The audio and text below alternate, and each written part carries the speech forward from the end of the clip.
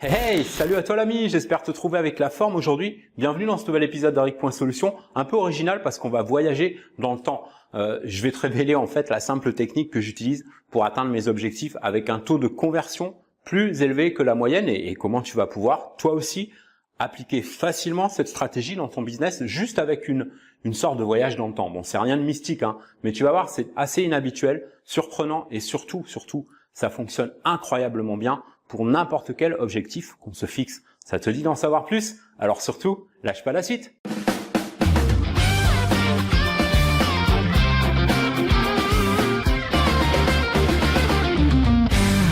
On parle souvent de l'importance des objectifs quand on est entrepreneur, qu'il faut être spécifique, qu'il faut savoir être à la fois audacieux et réaliste aussi, etc. Bon, j'en parlais un peu plus en détail dans une autre vidéo à propos de la technique qu'on appelle SMART.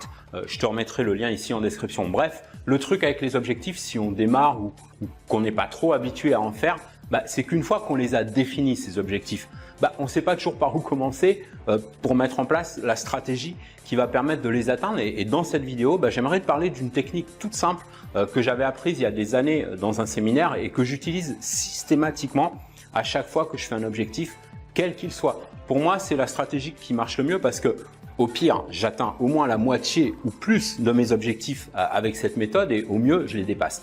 Cette méthode, c'est quoi? C'est d'abord d'imaginer qu'on part depuis le sommet de la pyramide pour descendre jusqu'à la base et ensuite on grimpe pour de bon. Autrement dit, au lieu de partir d'aujourd'hui, on va partir du futur, on va venir depuis l'objectif comme s'il était déjà accompli et remonter jusqu'à aujourd'hui en décomposant les étapes dans l'autre sens. Tu sais quoi, ce que je te propose pour simplifier tout ça, c'est qu'on prenne un exemple concret si tu veux bien. Imaginons un projet dans ton business. Si par exemple tu as un objectif de faire, je sais pas moi, 30 000 € de vente dans 30 jours avec un lancement. C'est 1 000 € de vente par jour, c'est rien d'extraordinaire, mais je te donne n'importe quel chiffre pour l'exemple. C'est à toi, bien sûr, d'adapter selon l'objectif que tu souhaites atteindre en déterminant un montant plus élevé ou moins élevé avec une période de temps que tu définis pour atteindre ce montant. Ensuite, tu vas prendre un bloc-notes ou ta tablette, ton ordi ou autre et tu vas marquer donc pour notre exemple 30 000 € avec la date qui correspond à 30 jours depuis aujourd'hui. Puis tu visualises comme si c'était déjà là, comme si c'était déjà arrivé. Et à partir de là, tu vas te poser toute une série de simples questions, comme si tu remontais dans le passé, tu vois, depuis ton objectif jusqu'à aujourd'hui. Tu vas commencer par te demander qu'est-ce qu'il aura fallu pour réaliser ce chiffre, combien il aura fallu de ventes. Si tu as un produit à 1 000 €, c'était 30 ventes, à 500 €, c'était 60 ventes, etc. Pour notre exemple, on va imaginer un produit à 500 €, ok? Ça veut dire 60 clients. Question suivante, combien il t'aura fallu de visites vers ton offre pour avoir ces 60 clients. Alors selon les taux de conversion, ça peut varier, ça peut être 5, 10 ou même 20%, ça peut aller jusqu'à 50%, même si c'est rare, ça s'est déjà vu. On l'a déjà fait avec 2 partenaires différents. Mais si on est vraiment pessimiste, on va dire allez, 10%. Ok, dans notre exemple, ça veut dire 600 visites. Donc pour 60 personnes qui auront acheté ton produit à 500 €, il y a 600 personnes qui auront cliqué et visité ton offre. Maintenant, combien de personnes il aura fallu toucher pour obtenir ces 600 visites? Combien de vues si c'était une campagne de pub ou combien d'ouvertures si c'était une campagne d'emailing vers ta liste? Combien de relances tu auras dû faire? À quelle fréquence? Combien de personnes il aura fallu dans ta liste? Si tu n'avais pas ce nombre de personnes dans ta liste, alors quelles actions tu as dû mettre en place pour atteindre ce nombre?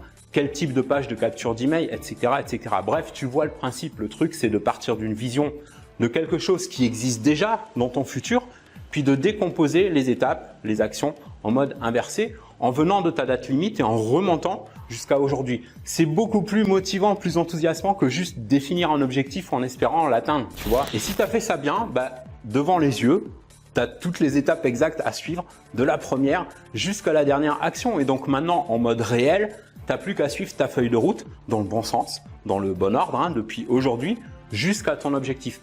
L'avantage de ce système, c'est que ça donne plus de relief à ton objectif, plus de réalisme, plus de clarté, plus d'idées aussi, auxquelles tu n'aurais pas forcément songé si tu avais suivi le mode classique qui part de maintenant vers le futur. Et tu pars avec beaucoup plus d'aisance, beaucoup plus de confiance sur la faisabilité d'un objectif auquel tu donnes vie, auquel tu peux vraiment donner forme. Tu pars avec un avantage certain aussi par rapport à la plupart des personnes, tu vois, qui font des objectifs en fait dans le vide, sans vraiment savoir où elles vont, sans vraiment savoir par quoi commencer, etc. D'ailleurs, c'est une technique qui fonctionne pour n'importe quel but qu'on se fixe et que tu peux adapter à tes clients, à ton audience, pour les aider à accomplir des objectifs que jusque-là, elles avaient du mal à atteindre. Si par exemple, je sais pas moi, ta niche, c'est le bien-être, la nutrition, etc. et que ton audience, ce sont des personnes qui veulent perdre du poids, tu peux leur faire un programme qui part de leur futur objectif. Combien de kilos ou de centimètres à perdre d'ici 30 ou 90 jours? Qu'est-ce qu'il aura fallu comme alimentation pour ça? Quel type d'exercice? À quelle fréquence? Etc. Et tu les motiveras bien davantage avec la vision de quelque chose de spécifique, de chiffré qui existe déjà dans leur futur qu'avec une perspective basée sur de simples espoirs, tu vois. Essaye ça vraiment pour ton propre business et pour aider tes clients si tu as une audience de personnes qui ont besoin d'atteindre des objectifs dans n'importe quel domaine. De mon côté, j'espère que cet épisode t'a plu. Si c'est le cas, n'hésite pas comme d'hab à me mettre un beau pouce tout bleu, à partager cette vidéo avec un max de tes amis ou collègues entrepreneurs qui veulent optimiser et booster leurs objectifs pour mieux développer leur business. Je te kiffe. Si tu kiffes cette chaîne, pense à t'abonner si ce n'est pas encore fait. On se retrouve dans le prochain épisode. En attendant, prends soin de toi et fais une différence dans ton business et dans ta vie aujourd'hui.